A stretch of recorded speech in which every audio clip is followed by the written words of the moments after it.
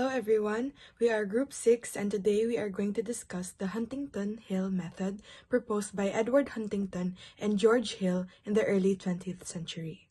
As a fair and proportional method for apportioning seats in legislative bodies like the U.S. House of Representatives.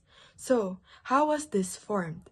The Huntington-Hill method is used in apportionment, which is the process of distributing seats or resources among different groups or entities in a fair and proportional manner.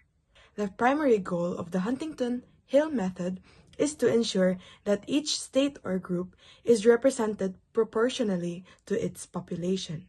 In other words, states with larger populations receive more seats, but the distribution isn't purely linear, which can lead to more fairness, especially for smaller states. Apportionment is a challenging mathematical problem because it deals with rounding numbers to the nearest whole seats while respecting fairness and proportionality. The Huntington-Hill method is one of the many ways to solve this problem. Its unique approach tries to balance proportionality and fairness by using a geometric mean for determining the priority of each state in receiving additional seats. By using the Huntington-Hill method, we round down to find the lower quota, then calculate the geometric mean based on each lower quota. If the quota is less than the geometric mean, we round down. If the quota is more than the geometric mean, we round up. It is a fairer apportionment method compared to other methods because it minimizes bias and more accurately reflects population sizes when allocating seats. It uses the geometric mean to decide whether to round quotas up or down, aiming to balance the fairness of representation and avoiding disproportionate gains or losses for smaller or larger populations. First is apportionment. It's a process of distributing seats in a legislative body among different regions, states, or groups based on population. Number 2 is quota. Quota is the exact number of seats a state or group should receive based on its population. Third is geometric mean, the square root of the product of two consecutive numbers. So in the Huntington-Hill method, it is used to determine when a state or entity should receive an additional seat. Number 4 is priority number. So priority number is a ranking value calculated using the formula. Fifth is divisor method. Divisor method is a general category of methods, including Huntington-Hill, that distributes seats by using a divisor to adjust quota and ensure a fair distribution. 6 is standard divisor, the population divided by the total number of seats available. Seat distribution. This is the process of assigning additional seats based on priority numbers until all available seats are allocated.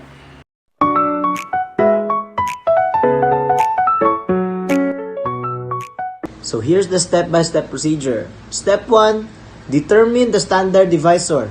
Standard divisor is found by dividing the total population by the total number of available seats. And the formula is standard divisor equals total population over total seats. And step 2, compute each state's quota. Each state's quota is determined by dividing the state's population by the standard divisor. And the formula is quota equals state population over standard divisor. Step 3, assign each state in its initial seats. Each state is initially given its whole number of quota. However, this will likely leave some extra seats unassigned. So step 4, compute the geometric mean of two numbers is the square root of their product. Formula, geometric mean equals the square root of n times the quantity of n plus 1, where n is the current number of seats assigned to a state. Step 5, assign remaining seats. Compare each state's quota to the geometric mean of its current seat count and the next whole number. And then, the state with the highest priority value gets the next available seat. And repeat this process until all seats are assigned.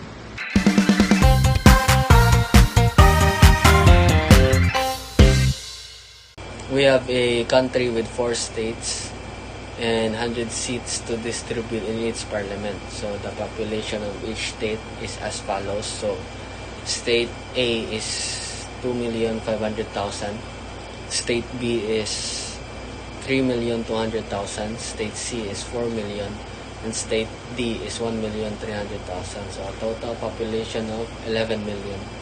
So our goal is to divide the 100 seats among these states proportionally using the Huntington Hill method. How do you fairly distribute sets and legislature based on population? Today we'll explore the Huntington Hill method. We calculate the SD, or the standard divisor, to the average number of people each set should represent. And the formula is simple: total population divided by total sets. For example, if the total population is 11 million and there are 100 sets, we calculate the 11 million divided by 100 is equals to 110,000. So ideally, each set represents 110,000 people. We find out how many sets each state should ideally get by dividing each state's population by the standard divisor. For example, the state A is 2,500,000 divided by 110,000 is equals to 22.73, and so on. So we assign each state the whole number part of their quota. So the state A has 22, state B has 29, the state C has 36, and the state D has 11. So the total set assigned is 98. But we need 100. We have 2 more sets to distribute. So to fairly distribute the remaining sets, we use the Huntington Hill method. Priority formula. Calculate the priority value for the next set each state. So the state A is 23rd sets, has 104,592. The state B is 30th set, has 104,374. The state C, 37th set, has 104,255. And the state D is 12th set, has 112,952. The 2 highest values determined which state received the last seats are the state B and state A. State B gets set highest priority, which is 112,952, and state A gets a set next to the highest, which is 104,592. So all that gives us the final sets distribution. So state A has 23, state B has 29, state C has 36, state D has 12, with a total of 100 sets distributed fairly. To interpret the answer, we can see that the final seat distribution ensures fair representation for each state based on its population. This type of division is important because it helps distribute political power in a way that reflects the population differences between states. So in this case, State A receives 23 seats, State B receives 29 seats, State C receives 36 seats, State D receives 12 seats.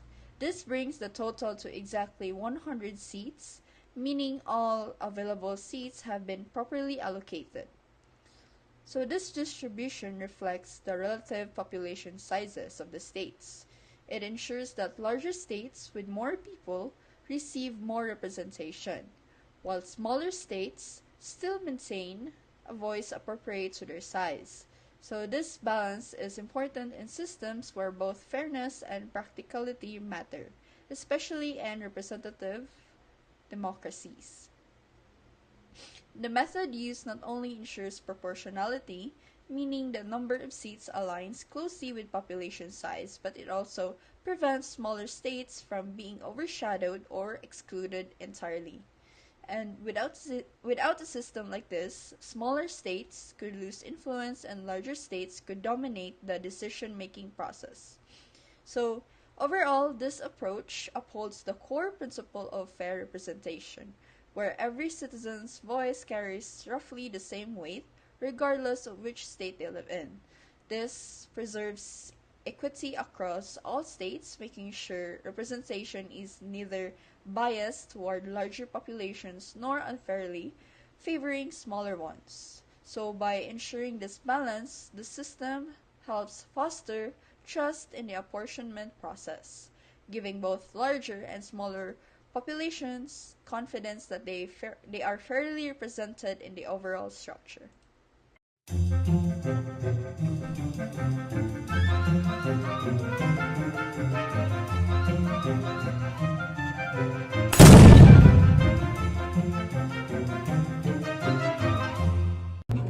In conclusion, the Huntington-Hill method is a systematic and fair approach to apportionating sets in legislative bodies. By using the geometric mean to determine rounding, it helps balance representation between larger and smaller populations, ensuring that no state or groups is over or underrepresented. This method minimizes bias and maintains proportionality in sets distribution. The Huntington-Hill method is not only applicable in legislative bodies, but can also be used in distributing resources, budget allocations, or any scenarios that requires fair and proportional distribution among different groups. Its accuracy and fairness make it a valuable method in both politics and mathematics.